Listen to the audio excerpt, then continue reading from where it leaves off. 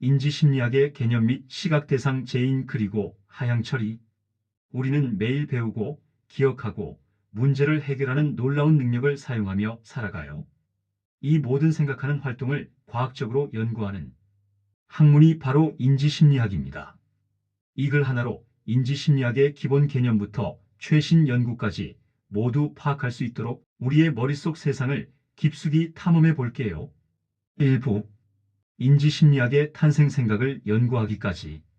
인지심리학, 무엇을 연구할까요? 인지란 지식을 얻고 보관하고 사용하고 바꾸는 등 우리 머릿속에서 일어나는 모든 정신활동을 말합니다. 그리고 인지심리학은 바로 이 인지 과정을 과학적으로 연구하는 심리학 분야입니다. 인지심리학은 우리의 지각, 기억, 언어 등 모든 심리활동의 중심이며 우리가 마음을 이해하는 데 필요한 사용 설명서와 같은 역할을 하기 때문에 매우 중요합니다. 인지심리학은 오랜 시간 동안 여러 학자들의 연구를 통해 발전해 왔습니다. 먼저 아리스토텔레스는 아주 오래전부터 학습과 기억에 관한 법칙을 제안했으며 우리가 경험과 관찰을 통해 지식을 얻는다고 강조했습니다. 이후 빌헬름 분트는 1879년에 독일에서 최초의 과학적 심리학 실험실을 설립하여 심리학의 아버지라는 칭호를 얻었습니다. 그는 내성법이라는 방법으로 자신의 정신 과정을 체계적으로 관찰하며 연구를 진행했습니다. 헤르만 에빙하우스는 인간의 기억을 연구하기 위해 무의미 철자를 사용한 독특한 방법을 고안했으며 그 유명한 망각 곡선을 발견하여 기억 연구의 기초를 닦았습니다. 프레더릭 바틀렛은 기억이 단순한 녹화가 아니라 우리의 경험에 맞춰 변형된다는 구성적 과정을 강조했습니다. 20세기 초에는 행동주의가 미국을 지배하며 오로지 눈에 보이는 행동만 연구해야 한다고 주장했습니다. 하지만 행동주의는 인지심리학의 과학적인 측정 방법의 중요성을 가르쳐주는 기여를 했습니다. 한편 유럽에서는 게슈탈트 심리학이 등장하여 전체는 부분의 합보다 크다고 외쳤습니다. 그들은 우리가 자극을 단순하고 의미 있는 전체로 조직해서 본다는 원리를 강조했습니다. 2부 현대 인지심리학의 출현과 최신 연구 동향. 현대 인지심리학이 등장한 이유는 크게 네 가지가 있습니다. 행동주의에 대한 실망과 한계, 언어학의 새로운 발전, 정보처리 접근의 영향, 인간 기억 및 아동사고 과정 연구의 성과로 심리학은 행동 중심에서 마음과 인지 중심으로 연구 대상을 변화하게 되었고 이로써 현대 인지심리학이 탄생하게 되었습니다.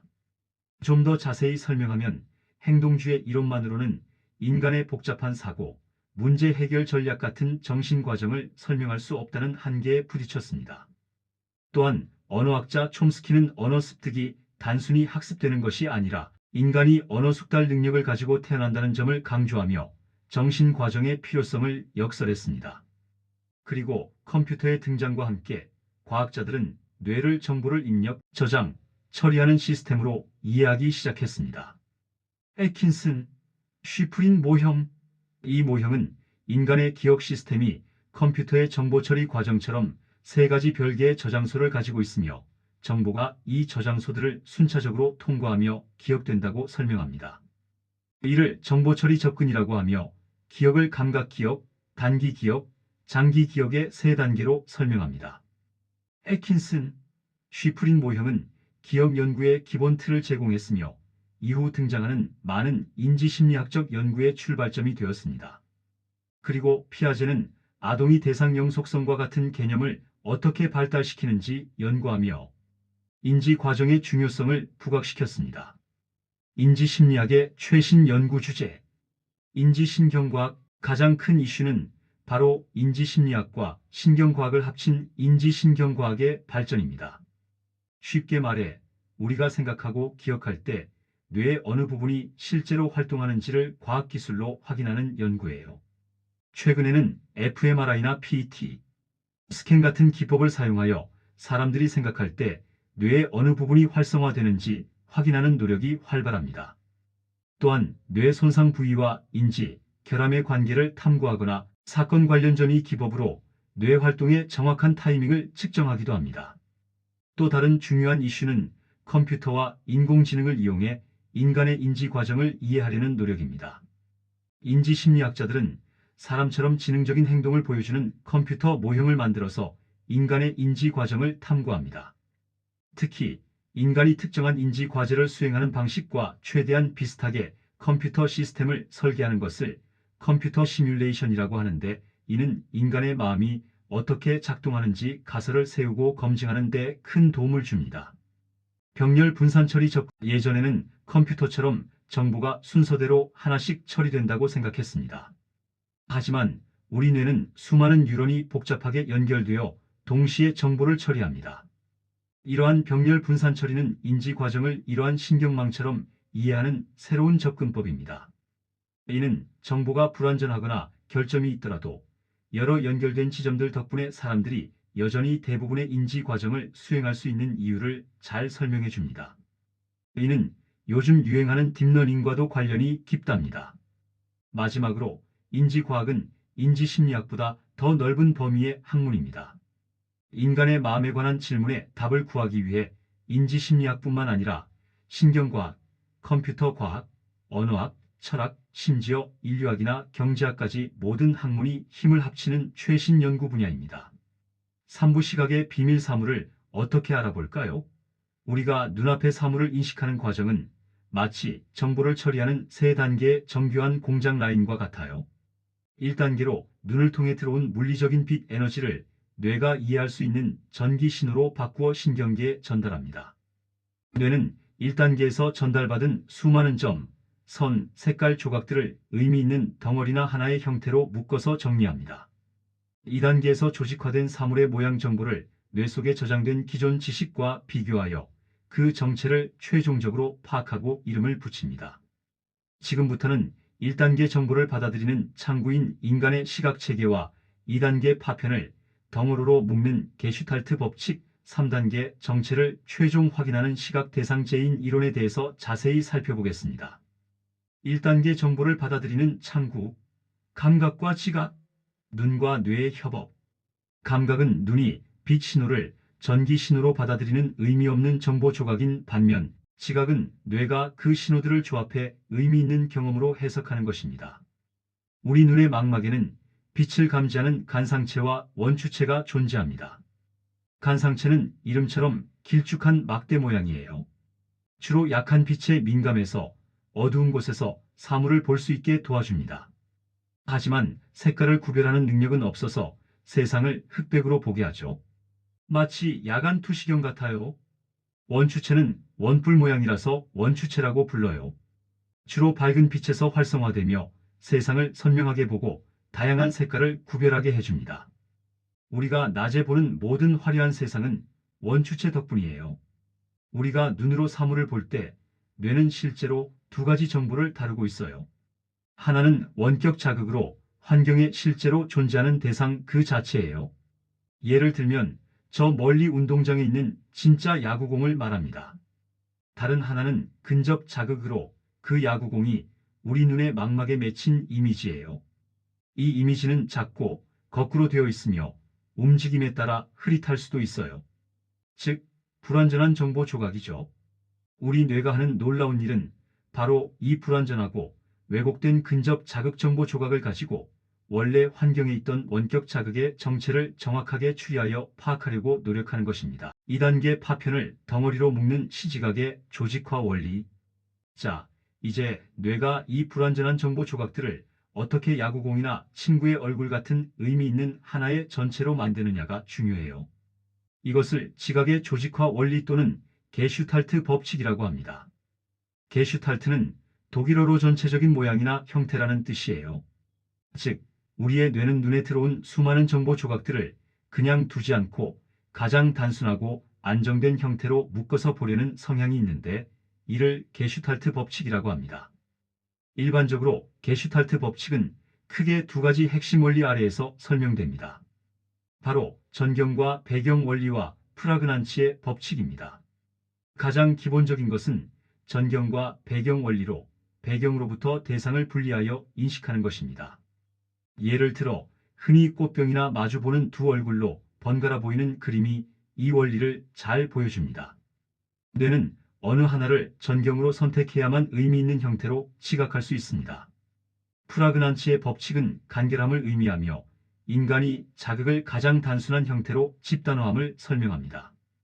여기에는 유사성이 비슷한 것끼리 묶어보는 유사성의 법칙, 서로 물리적으로 가까이 있는 것끼리 묶어보는 근접성의 법칙, 부드럽거나 연속적인 궤적을 따르는 연속성의 법칙, 생략된 부분을 채워서 보려는 폐쇄성의 법칙 등이 포함됩니다. 3단계 정체를 최종 확인, 시각 대상 재인 이론, 사물을 알아보는 세 가지 방법. 우리가 눈앞의 물체가 컵인지 자동차인지 친구 얼굴인지 알아보는 과정을 시각 대상 재인이라고 해요. 인지심리학자들은 우리 뇌가 이 일을 어떻게 해내는지 설명하기 위해 세 가지 중요한 이론을 제시했습니다. 이에는 형판 대응 이론, 세부 특징 분석 이론, 성분에 의한 재인 이론이 있습니다. 이 이론은 우리 마음속에 사물의 정보가 어떤 방식으로 저장되어 있고 들어온 시각 정보를 이 저장된 정보와 어떻게 비교하는가에 대한 것입니다. 형판 대응 이론, 이 이론은 가장 단순하게 생각하는 방식입니다. 우리 마음속에는 세상의 모든 사물, 숫자, 글자 모양이 판박이 틀처럼 정확하게 저장되어 있다고 가정합니다. 눈에 새로운 자극이 들어오면, 예를 들어 숫자 5가 들어오면 뇌는 저장된 모든 형판들과 하나하나 겹쳐서 비교해 봅니다. 즉 숫자 5를 1, 2, 3, A, B, 컵, 자동차 등과 비교해 보는 것입니다. 그리고 완벽하게 겹쳐지는 형판을 찾으면 아, 이건 5구나 하고 인식하는 거죠. 하지만 A라는 글자만 해도 필기체, 인쇄체, 크기, 각도 등 수많은 변형이 있는데 이 모든 변형에 대한 무한대의 형판을 뇌가 저장하는 것은 불가능하다는 문제점이 있습니다. 또한 살짝 찌그러진 컵이나 일부가 가려진 글자는 바로 인식하지 못하는 융통성 부족의 문제가 있습니다. 세부 특징 분석 이론. 이 이론은 형판 이론의 한계를 극복하기 위해 등장한 이론입니다. 사물을 통째로 저장하는 대신 쪼개서 인식합니다. 세상의 모든 시각 자극은 선, 각도, 곡선 같은 소수의 기본적인 구성 요소, 즉 세부 특징들로 이루어져 있다고 가정합니다. 뇌는 들어온 자극을 먼저 이 기본 세부 특징들로 분석합니다.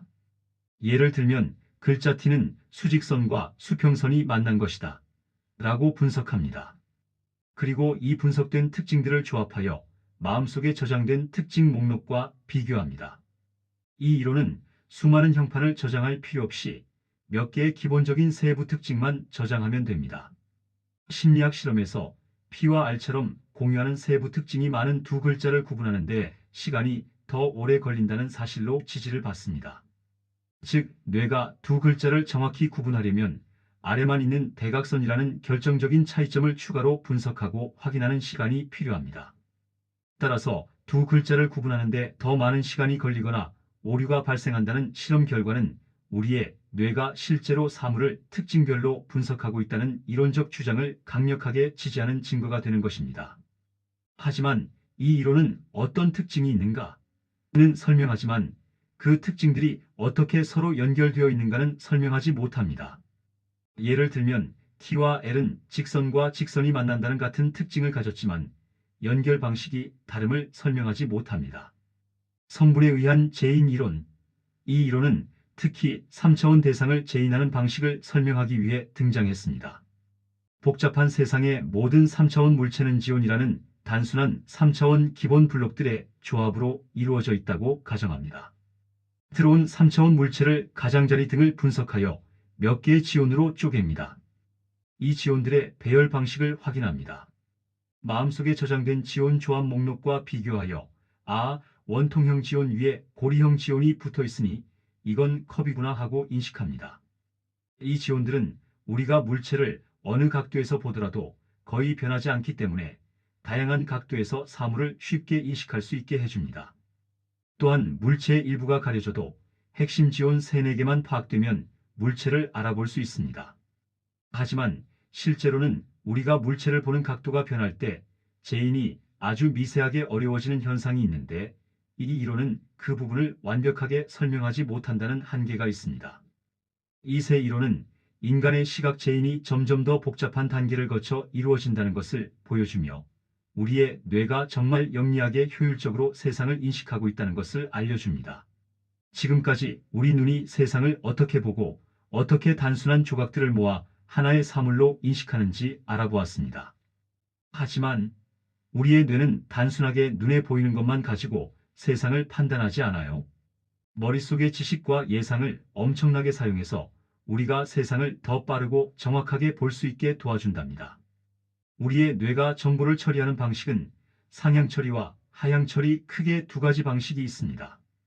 우리의 뇌는 상향 처리와 하향 처리를 끊임없이 사용하여 빠르고 효율적으로 세상을 이해하려고 노력하고 있는데, 지금부터는 이러한 상향 처리와 하향 처리에 대해서 알아보도록 하겠습니다. 상향 처리는 자료 주도적 처리 방식입니다. 눈과 귀 같은 감각기관의 바닥에서 시작하여 뇌의 높은 단계로 정보를 순차적으로 쌓아 올립니다. 자극 자체가 가진 물리적인 특징을 분석하고 통합하는 역할을 합니다. 눈에 빛이 들어와 망막의 간상체와 원추체가 신호를 만들고 뇌가 이 신호를 그대로 전달받는 과정은 순수한 상향 처리의 시작입니다. 세부 특징 분석 이론처럼 들어온 자극을 선, 각도 같은 단순한 특징들로 쪼개서 분석하고 이 특징들을 모아 사각형 같은 모양을 만드는 과정은 상향 처리의 대표적인 예입니다. 프라그난츠의 법칙 중 근접한 점들을 묶는 것처럼 오직 자극의 물리적 속성만을 기반으로 처리합니다. 형판 대응 이론과 세부 특징 분석 이론, RBC 이론은 모두 상향 처리에 초점을 맞춘 이론입니다. 특히 RBC 이론은 3차원 물체를 지온이라는 기본 요소로 쪼개고 그 지온들의 배열 구조 자체만으로 재인하려 합니다. 하향 처리는 머릿속 지식부터 시작해 아래로 내려가며 자극을 해석합니다. 하향 처리는 개념 주도적 처리 방식입니다. 뇌의 상위 인지 체계, 즉 기존 지식, 기대, 맥락, 주의 같은 정보를 사용하여 감각 정보를 해석합니다. 자극이 불완전하거나 모호할 때 강력하게 개입하여 예상되는 결과로 불완전한 정보를 채워 넣습니다. 쉽게 말해 눈이 퍼즐 조각 즉 상향 처리를 보내면 뇌는 전체 그림 즉 하향 처리를 미리 알고 맞춰나가는 방식이죠. 이 하향 처리가 읽기와 시각 재인에 얼마나 큰 영향을 미치는지 알아볼게요. 읽기는 하향 처리의 역할이 가장 두드러지는 인지 활동입니다. 뇌는 글자를 하나하나 분석하는 것보다 문맥을 통해 단어를 예측하며 읽는 것이 훨씬 빠르고 효율적이에요. 나자 재인 능력 문맥이 글자의 형태를 결정한다. 우리의 뇌는 글자를 인식할 때도 주변의 단어 맥락을 이용합니다. 나자 재인 능력 자체가 하향 처리라고 할 수는 없지만 나자 재인이 문맥의 도움을 받아 더 빠르고 정확해지는 현상은 하향 처리의 가장 대표적인 예시 중 하나입니다. 어떤 글자가 모호하거나 불완전하게 제시될 때 그 글자가 놓인 단어의 맥락에 따라 뇌가 해당 글자를 다르게 해석합니다. 예를 들면 어떤 애매한 모양의 글자가 있다면 T와 E 사이에 있을 때는 H로 읽지만 C와 T 사이에 있을 때는 A로 읽어 결국 더 캣으로 완성하는 것처럼요. 만약 상향 처리만 한다면 두 경우 모두 똑같은 모양이므로 똑같이 읽어야 합니다. 단어 우월 효과.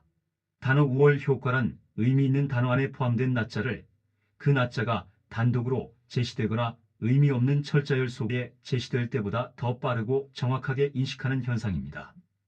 단어 우월 효과는 하향 처리의 역할과 영향력을 가장 명확하게 보여주는 현상입니다.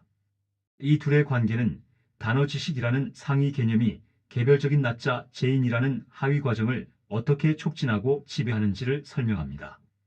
단어 우월 효과를 가장 명확하게 입증한 고전적인 실험은 1969년 제럴드 라이어가 수행한 연구입니다. 이 실험은 단어 맥락 즉 하향 처리가 개별적인 나자 재인 즉 상향 처리를 어떻게 돕는지 보여줍니다. 라이어는 참가자들이 순수한 자극 자체에 의존하는 것을 막기 위해 자극을 매우 짧은 시간 동안 제시했습니다. 이 참가자들은 다음 세 가지 조건 중 하나에 해당하는 네 글자의 철자열을 눈앞에 아주 잠깐 동안 보게 됩니다. 단어 조건으로 WORD처럼 의미 있는 단어가 제시됩니다. 비단어 조건으로 DRFK처럼 의미 없는 철자열이 제시됩니다. 나자 조건 네 글자 중 하나의 나자만 제시되고 나머지는 빈칸인 형태입니다. 태곤 자극이 사라지자마자 뇌에 남아있는 잔상을 지우기 위해 즉시 차폐 자극이 같은 자리에 제시됩니다.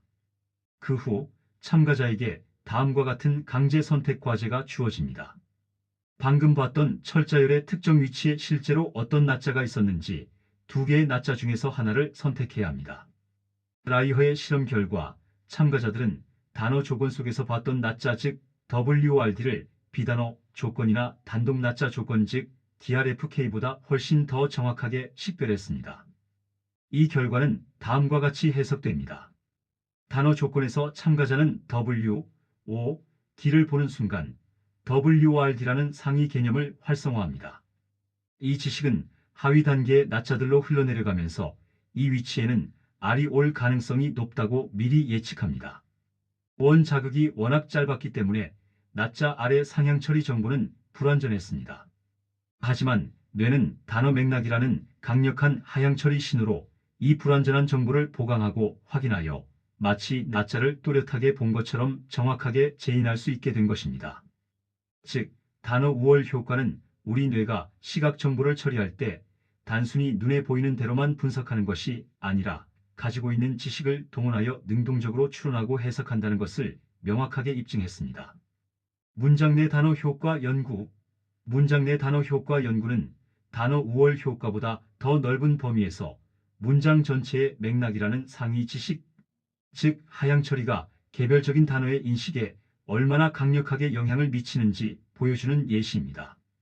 이 현상은 특히 애매하거나 불완전한 시각 자극이 주어졌을 때 우리의 기대와 지식이 그 애매함을 어떻게 해소하고 재인을 유도하는지 잘 보여줍니다.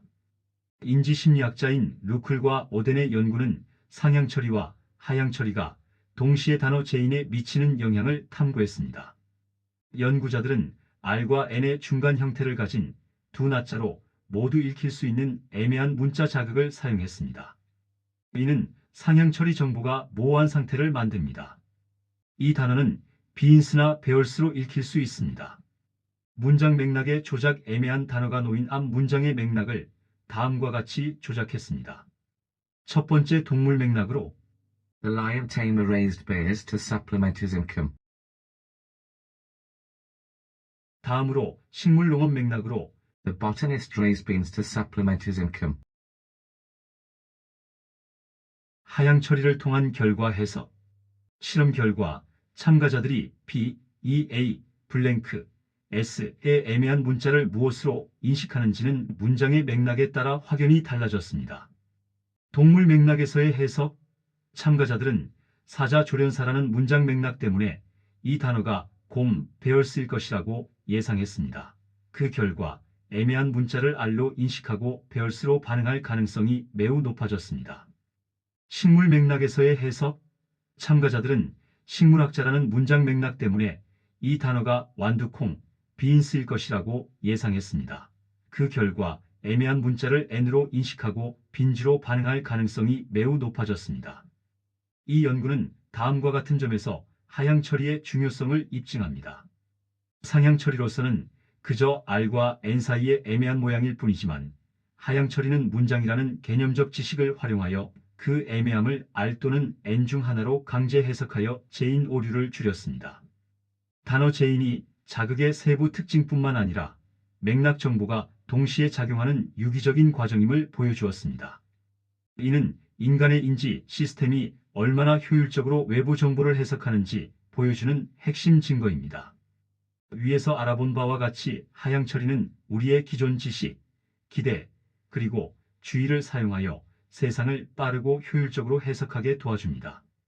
하지만 이 하향 처리가 특정 정보에만 집중하거나 특정 결과를 예상할 때 정작 눈앞에 일어나는 중요한 변화나 새로운 대상을 놓치는 오류를 발생시키는데 이를 대상 재인 오류라고 합니다.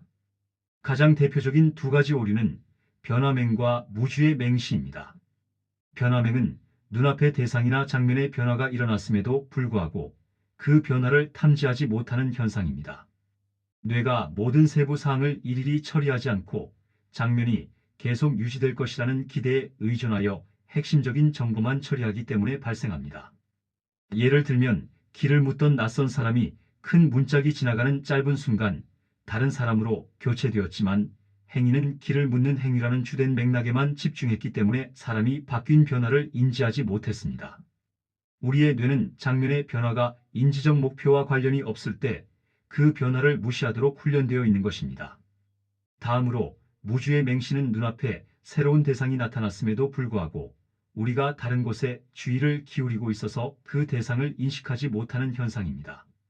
뇌가 특정 과제나 대상에 주의를 선택적으로 집중하면 그 주의의 영역 밖에 있는 정보는 아무리 명확해도 시각적으로 차단됩니다.